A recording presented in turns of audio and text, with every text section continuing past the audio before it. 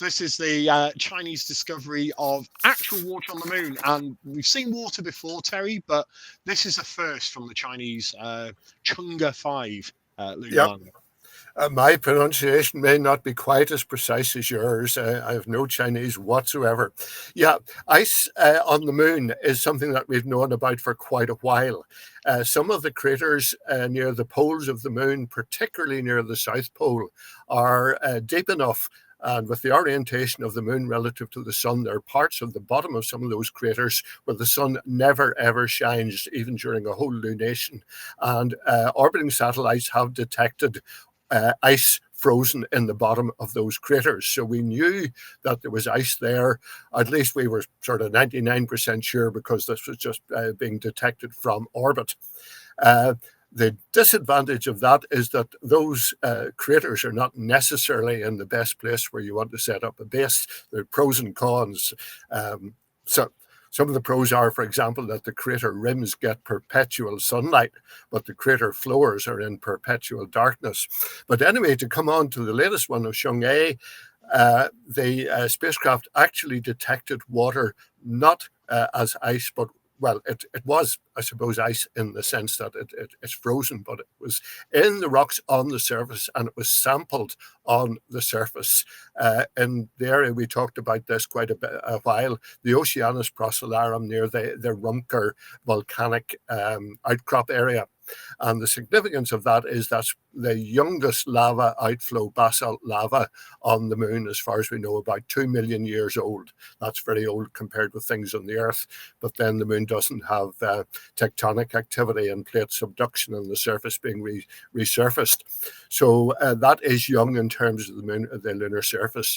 And the spectrometer actually detected water in both the form of H2O and the OH hydroxyl molecule. So there's water not only in the deep craters at the lunar poles, but in the regolith. Now, not very much. We're talking about parts per million, maybe 180 or so parts per million. But since you can basically, if you have to process large amounts of the lunar regolith, you can get a significant amount of water out of just the dirt, basically, that's lying on the moon. And you don't have to go to the poles to do it. On the equatorial regions as well, it's there, assuming that this area is relatively typical.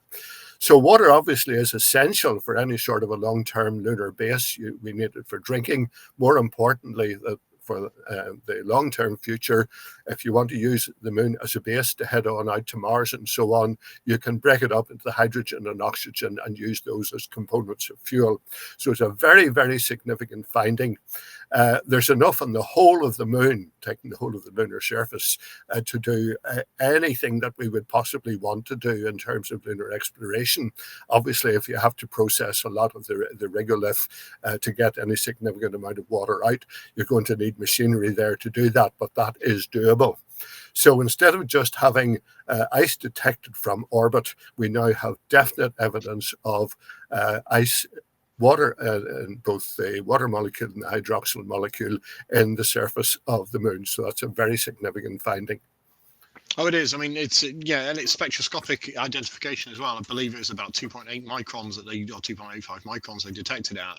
What's really interesting is that it's the first in situ one, as you said, on the surface. There's been orbital analysis, which has demonstrated that there is water. And obviously the Apollo samples, when they first came back, it was, oh, the moon is dead, the moon is dry. But then as the instrumentation and the kind of scientific method improved, those lunar samples brought back 50 plus years ago are still delivering fantastic science now. And they're able, again, to demonstrate that, things that we weren't spotting 50 years ago are now being detected in those lunar samples. So, and obviously China have done a sample return mission as well. So it's interesting to see where this is heading next, because NASA have got the CLIPS missions, their commercial lunar program missions, and they've got the Viper, which is their own rover, which is going to be hopefully going to be looking for volatiles, as they're known, like water and other volatile materials. So there's a lot more with this. I think this is kind of the first steps back to, really understanding the moon and, building a proper research scientific base on the moon. And if you want an analogy, Antarctica is probably your best analogy. That's what everybody, I think, is hoping for. We're going to have multiple stations, the Russians, the Chinese, the Americans, Europeans, etc., multiple stations dotted across the moon doing hopefully really solid scientific research, because that, it's only 240,000 miles away.